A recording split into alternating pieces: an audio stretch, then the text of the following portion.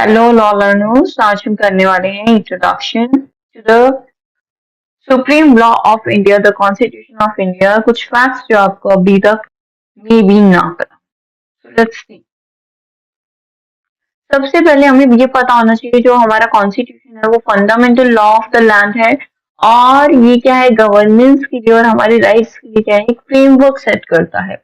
It means एक ढांचा provide करता है जिससे क्या है, हम अपना फंडामेंटल हमारे जो राइट्स हैं वो हम क्लेम कर सके। Correct. So this is the supreme law of India. कौन सा? Constitution of India is the supreme law of India. It is the fundamental law of the land, laying down the framework for governance and rights.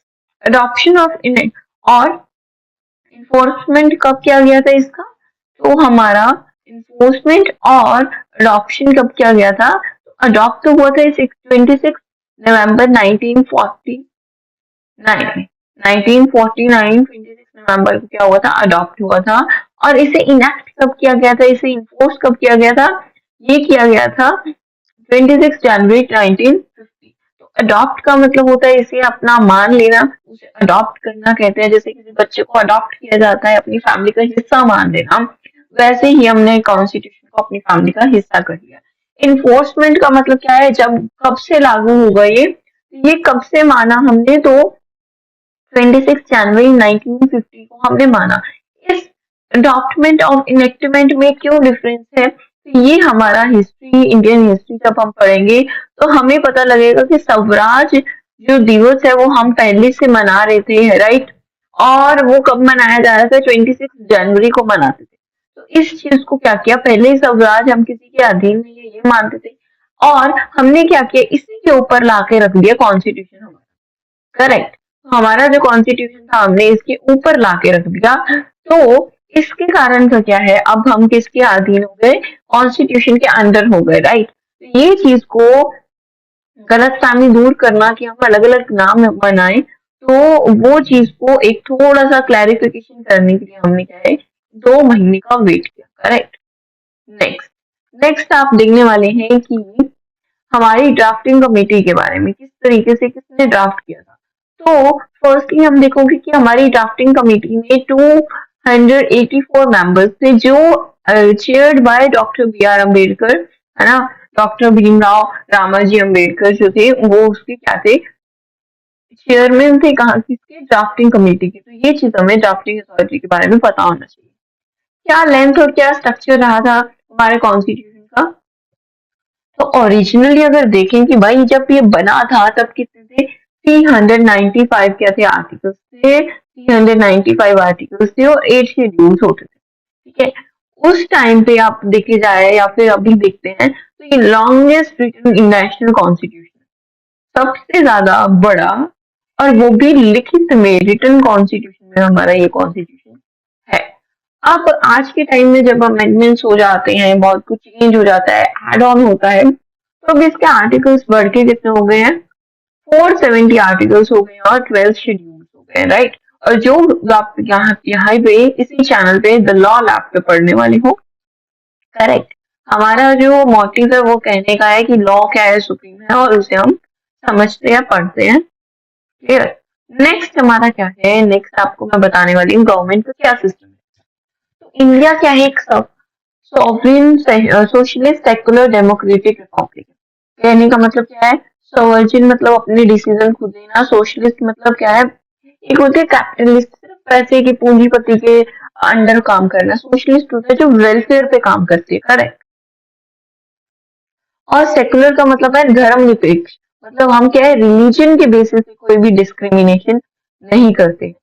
और democratic का मतलब क्या है, यहाँ पे क्या होते हैं, इलेक्शन होते हैं। करेक्ट। And Republic. और अब आप मेरे को बताओ रिपब्लिक क्या? नाउ इट मीन्स आजाद। अब क्या है, पार्लियामेंट्री सिस्टम ऑफ गवर्नमेंट है, पार्लियामेंट यहाँ पे है।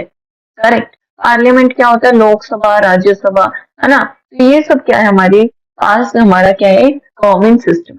फेडरल फीचर्स क्या होते हैं? फेडरल फीचर्स का मतलब क्या होता है, है ना। फेडरल फीचर्स का मतलब क्या होता है कि देखो, फेडरल का मतलब होता है कि हमारे पास क्या है, जो सेंट्रल है वो federal features provide a federal structure with a strong centre. जो हमारा सेंटर है वो क्या है, बहुत ज्यादा स्ट्रॉन्ग है, उसे क्या बोलोगे, फेडरल बोलो। अब ये क्या है, डिवाइड करता है पावर को यूनियन और स्टेट्स के बीच में, ठीक है। जैसे हमारा पूरा इंडिया है, करेक्ट, इंडिया है, इंडिया का जो मेन जो सेंटर है यूनियन गवर्नमेंट है, राइट, है ना, इंडिया का जो दिल है वो क्या है, पावरफुल तो है ना, सेंट्रल पावरफुल है, लेकिन 50-50 नहीं है ना, ऐसा नहीं है कि 70% सेंट्रली पावरफुल है, नहीं, कितना पावरफुल है, 50%। तो 50 भी हम कह सकते हैं 60% है, करेक्ट। लेकिन फेडरल में क्या होता है, आपको 50-50% करना पड़ता है, तो that is not possible in India. तो इसलिए क्या है, हमने क्या किया, हमने अपना स्टेट्स को थोड़ी सी कम हमने पावर दी है और सेंट्रल को कुछ ज्यादा पावर दी है, 70% या फिर आप 60% मान सकते हो कि हमने सेंट्रल को पावर दी। तो हमारा जो इंडिया है वो क्या है, क्वासी फेडरल है, क्या है, क्वासी फेडरल, मतलब आधा फेडरल है, आधा हमारा दूसरा सिस्टम चलता है, करेक्ट।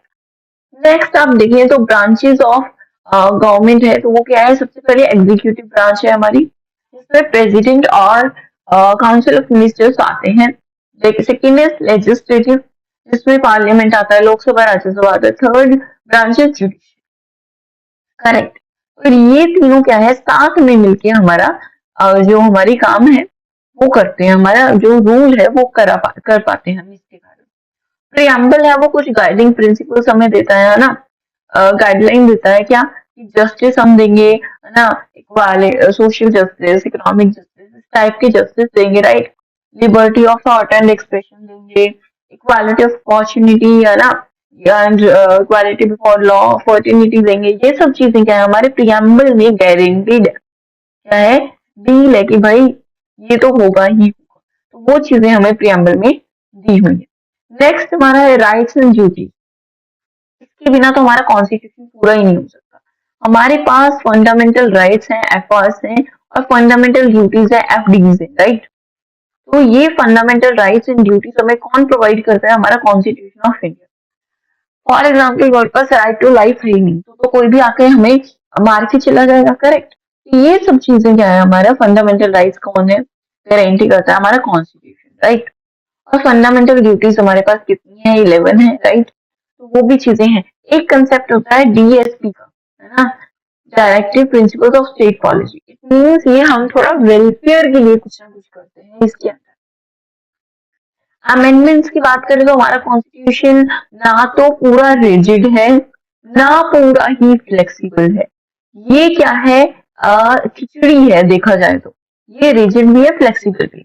और इसे अभी तक अगर देखा जाए तो बहुत चेंजेस हुए हैं। तो अभी तक कितने चेंजेस हो चुके हैं, यहाँ पे 106 चेंजेस हो चुके हैं, 106 चेंजेस अभी तक हो चुके हैं, क्लियर।